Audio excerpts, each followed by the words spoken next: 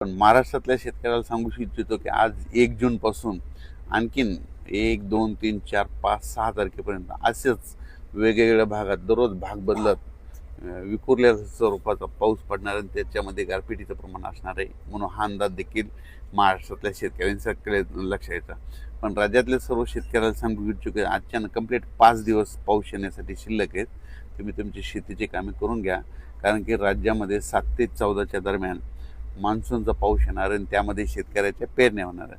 पण या मान्सूनच्या पावसामध्ये काय होणार आहे, ओढे नाले वाहतील असा पाऊस पडणार आहे, नद्यांना पाणी देखील येणार, पूर देखील येणार आहे म्हणून हा अंदाज लक्षात येतात. पण या मान्सूनच्या पावसात गारपीट कधी नसते, पण यावर्षी या मान्सूनच्या पावसात मात्र 7 ते 14मध्ये ठिकठिकाणी गारपीट बघायला भेटणार आहे.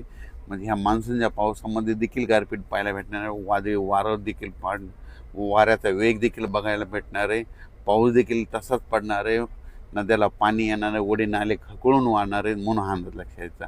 तर सांगायचं झालं तर मग ही गारपीट कोणत्या कोणत्या जिल्ह्यात होईल, तर सर्वप्रथम आपण विदर्भ पाहून घेऊ. विदर्भात देखील काय होणार आहे, वर्धा, नागपूर, भंडारा, गोंदिया, चंद्रपूर, यवतमाळ या भागात देखील काय होणार आहे, 7 ते 14 म्हणजे 10 ते 14च्या दरम्यान तिकडं पाऊस पण पडेल आणि गारपीट देखील होईल, ओढे नाले वाहतील म्हणून ही अंदाज पूर्व विदर्भातल्या शेतकऱ्यांना लक्षात यायचा. त्याच्यानंतर अमरावती, अकोला, बुलढाणा, यवतमाळ, वाशिम, नांदेड ह्या पट्ट्यातल्या शेतकऱ्याला सांगू इच्छितो की तुमच्याकडं देखील काय होणार आहे, 1 जून ते 5 जून तर हे भाग बदलत पाऊस पडणारच आहे. पण त्या व्यतिरिक्त काय होणार आहे, 7 ते 14मध्ये जे पाऊस येईल मान्सूनचा त्याच्यामध्ये पाऊस पण पडणार आहे, गारपीट पण होणार आहे, नदी नाल्यांना पाणी देखील येणार आहे, ओढ्यांना खळखळून वाहणार आहे म्हणून ह्या जिल्ह्यात ह्या पट्ट्यातल्या शेतकऱ्यांना लक्षात येतं.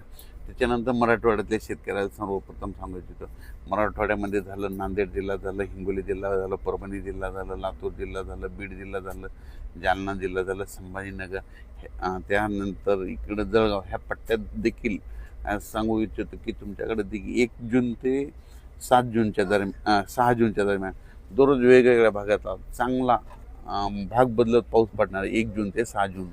पण त्याच्यानंतर काय होणार आहे, 7 जून ते 14-15पर्यंत तर मात्र मोसमी पाऊस मात्र खूप बरसणार आहे, ओढे नाले खळखळून वाहणार आहे आणि त्याच्यामध्ये शेतकऱ्याची पेरणी देखील लागणार आहे म्हणून हा अंदाज देखील शेतकऱ्यांनी मराठवाड्यातल्या त्या सगळ्या आता जे जिल्ह्याचे नाव सांगितलं त्यांनी लक्षायचं.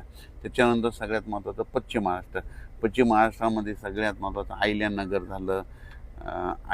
झालं, त्याच्यानंतर सातारा, सांगली, सोलापूर, कोल्हापूर, पुणे, त्या पुणेकरांना देखील या आता मोसमी पावसामध्ये गारपीट बघायला भेटणार. पुण्याच्या पूर्व भाग म्हणजे बारामतीकडं देखील खूप गारपीट पाहायला भेटणार आहे, इकडं सांगलीकडं देखील गारपीट पाहायला भेटणार आहे, सोलापूरकडे गारपीट पाहायला भेटणार आहे, लातूरला जास्त गारपीट पाहायला भेटणार आहे, सगळ्यात जास्त बीड जिल्ह्यात देखील सगळ्यात जास्त गारपीट पाहायला भेटणार आहे.